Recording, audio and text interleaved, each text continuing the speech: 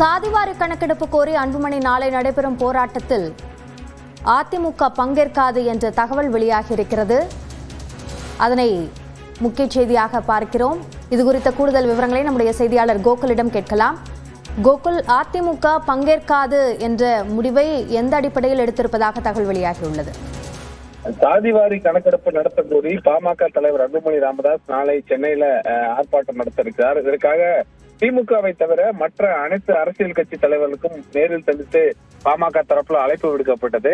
அதிமுக பொதுச் செயலரும் எதிர்க்கட்சி தலைவருமான எடப்பாடி பழனிசாமியை பாமக வழக்கறிஞர் பாலு தலைமையிலான பாமக நிர்வாகிகள் சந்தித்து இந்த ஆர்ப்பாட்டத்தில் அதிமுக கலந்து கொள்ள வேண்டும் என்ற நேரில் அழைப்பு விடுத்தார்கள். ஆனால் அதிமுக நாளைய போராட்டத்தில் கலந்து கொள்ளாது என்ற தகவல் வெளியாகிறது.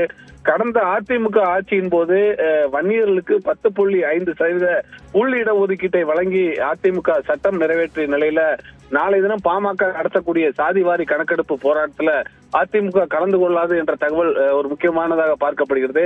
வரும் சட்டமன்ற தேர்தலில் அதிமுக பாமக கூட்டணி அமைமா, பாமக எந்த மாதிரியான நிலைப்பாடு எடுக்க இருக்கிறது, பாமக இதுவரை எந்தவித கூட்டணி முடிவும் எடுக்காத நிலையில நாளை நடைபெறக்கூடிய இந்த ஆர்ப்பாட்டம் ஒரு தேர்தல் கூட்டணி கணக்காகவும் பார்க்கப்பட்டது.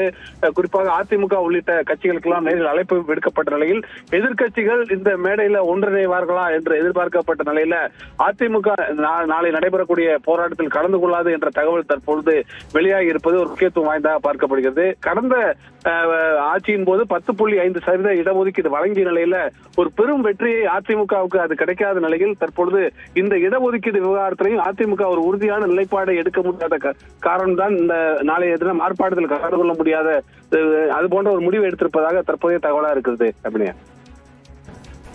விரிவான விவரங்களுக்கு நன்றி கோகுல்.